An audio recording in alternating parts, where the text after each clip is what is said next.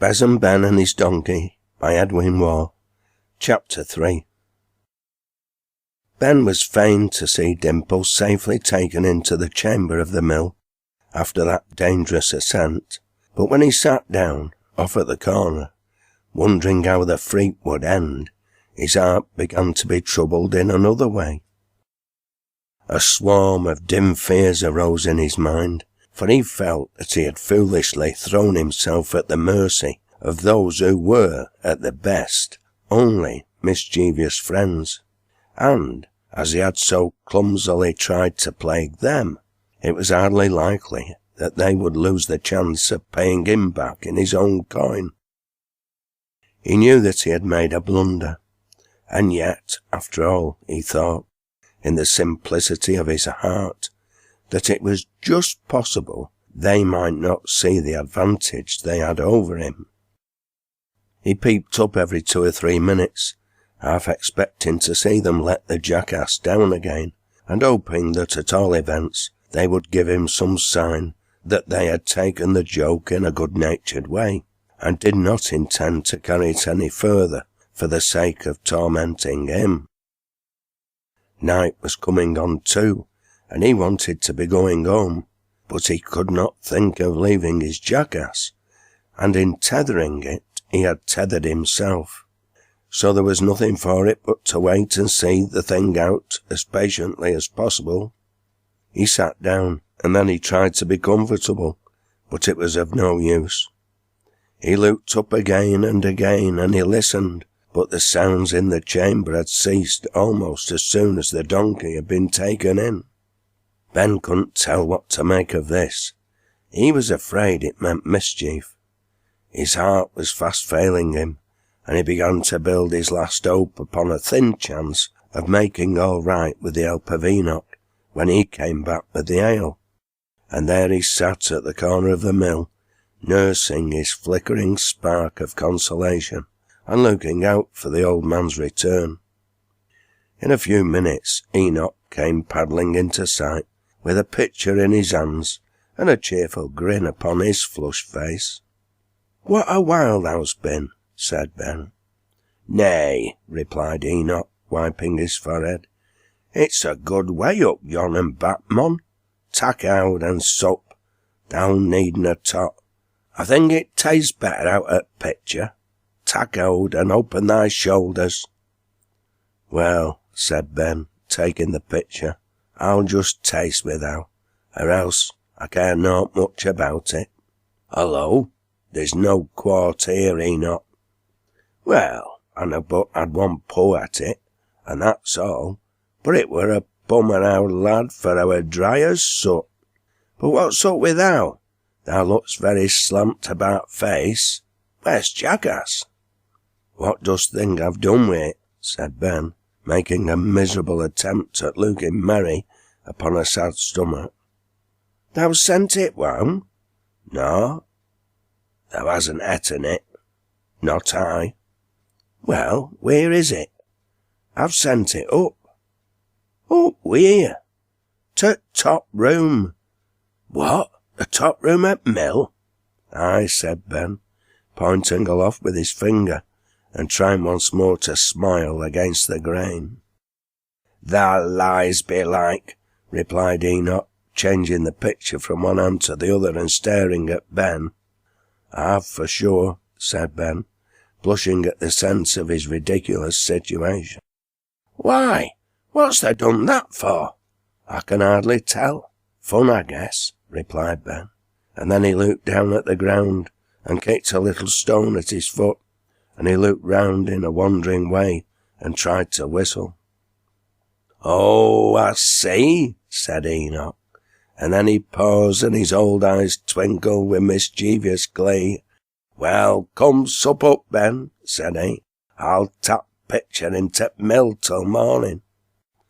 "Well, thou'll get it down again as soon as thou can, winna thou?" replied Ben, laying hold of Enoch's sleeve as he was starting. "Be as sharp as to con. I want to be off home." "I'll make it right, thou see," said Enoch, running into the mill by the back way. Closing the door behind him, He bolted it with as little noise as possible, and then he ran upstairs. "Where's that jackass?" cried he, almost out of breath. "It's in Nuke here," said Twitchell. "What the hangman has to send it up here for?" "Nay, it's noan of me," answered Enoch. "It belongs Lobden Ben. He did it while I were off for thale." "What ale?" asked Rip Rap. "We'n had a quart from Tove's Yed," replied Enoch. "And where is it?" continued Rip Rap. Enoch turned the pitcher upside down, and pointing to his mouth, he whispered, "The Red Lane." "Oh, I see," said Twitchell in a sarcastic tone. "I guess thou doesn't know there's anybody in the world has a throttle but thyself." "Throttle?" cried Enoch. "What's a quart among two? I could have sucked it all myself, how said I. What's the use of tagging ale in numbers this weather? But here, I say, lads, we ain't serve yon mon out for sending his jackass up here. Let's lower it down at back, and pop it somewhere." Twitchell and Rip Rap were delighted with the scheme. "By the mon, Enoch," cried Rip Rap, snapping his fingers. "There's it, our lad, there's it. Go thy ways and talk to him out at front, while we getting it down at back, or else he'll see us." "Well, get ready," said Enoch. "Get ready, lads. By mon, this is a do." As soon as they had rigged all ready for lowering the donkey, Twitchell quietly opened the back doors and peeped cautiously out to see if the coast was clear. "All right," said he, chuckling. "Now, Enoch, go thee and talk to him at front, while we getting it down." "Well, but where are you going to tack it to? Because I'm no bound to be done out of my share of this marlet. We'n tack it up to Jem's at Tove's Yed, so when we'n getting fairly off, thou mun lock doors, and pike out at back after us as nicely as thou can. Well, are you ready?" "Aye, get a gate," said Twitchell. Enoch looked out at the front, and seeing Ben still sitting, lost in thought, upon the stone at the corner of the mill, he cried out, "Hallo, Ben, come under here, I want to speak to thou." "Now then," said Ben, jumping up and coming to the front, in expectation of a comfortable finish to his troubles. "What say'st thou, Enoch? Which gate 'ud be best to get this thing down again? I've been thinking, like, that if we could get a great skip or summat, what thinkst thou? Or, if we could make it up nicely in a strong pack sheet, it'd happen be safer." "No, no," said Ben anxiously. "No pack sheet, no pack sheet. It'd never hold, mon. But if you and a good strong skip—" While Ben was talking in this way, Enoch, pretending to listen, glanced slyly inside to see how his mates were getting on with lowering the donkey. They had already got it down to the ground at the back of the mill, and were hurrying downstairs as gently as possible to drive it off to the village. Enoch watched them from the corner of his eye with mischievous glee, and still pretended to listen to Ben's earnest request he'd be sure and mak all right, so as he'd come down safe. "It'll get down, thou see," said Enoch, "safe and sound, but tha'd rather have it in a skip, thou says. Well, if thou can find one big enough and strong enough.